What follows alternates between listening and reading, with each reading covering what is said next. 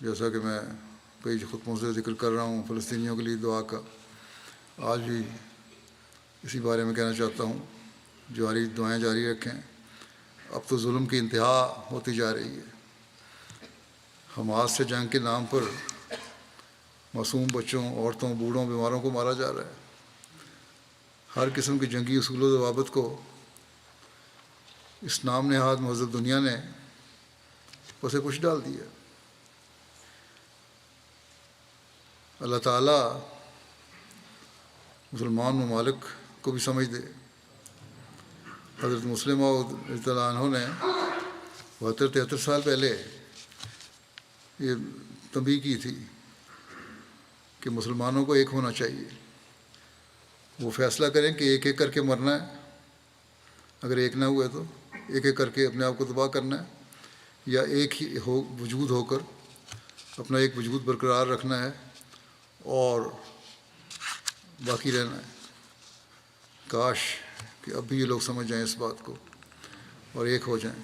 حالت تو یہ ہے کہ مجھے کسی نے بتایا کہ عمرہ پر جانے والوں کو کہا جا رہا ہے کہ وہاں جا کر فلسطین یا اسرائیل کی جنگ کے بارے میں کوئی بات نہیں کرنی۔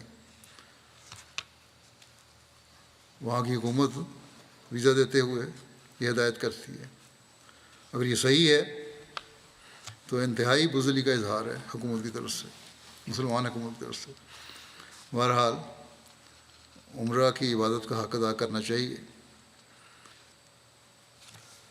اس دوران تو بہرحال کسی قسم کی ایسی باتیں نہیں ہوں گی، لیکن مظلوم فلسطینیوں کے لیے دعا تو ضرور کرنی چاہیے۔ اور جانے والے ہیں، کاش کہ وہ اس دعاؤں کو بھی یاد رکھیں۔ مسلمان حکومتیں بھی آواز اٹھاتی ہیں آج کل، تو بڑی کمزور آواز ہے۔ بعض آوازیں اٹھی ہیں، اس سے زیادہ زوردار آواز تو بعض غیر مسلم لوگوں اور سیاستدانوں اور حکومتوں نے اٹھائی ہیں۔ اللہ تعالیٰ مسلمانوں میں بھی جرأت اور حکمت پیدا فرمائے۔ UN کے سیکرٹری جنرل بھی اچھا بولتے ہیں، آج کل تو زیادہ اچھا بول رہے ہیں، لیکن ان کی آواز کی لگتا ہے کوئی اہمیت نہیں ہے۔ لگتا ہے کہ اس جنگ کے خاتمے کے بعد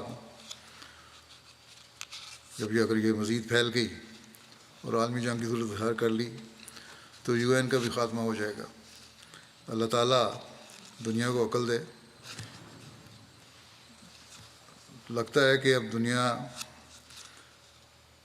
اپنی تباہی کو قریب تر لے کے آ رہی ہے، اور اس تباہی کے بعد جو لوگ بچیں گے انہیں اللہ تعالیٰ عقل دے اور وہ خدا تعالیٰ کی طرف توجہ پیدا کریں اور اس کی طرف لوٹ کر آئیں۔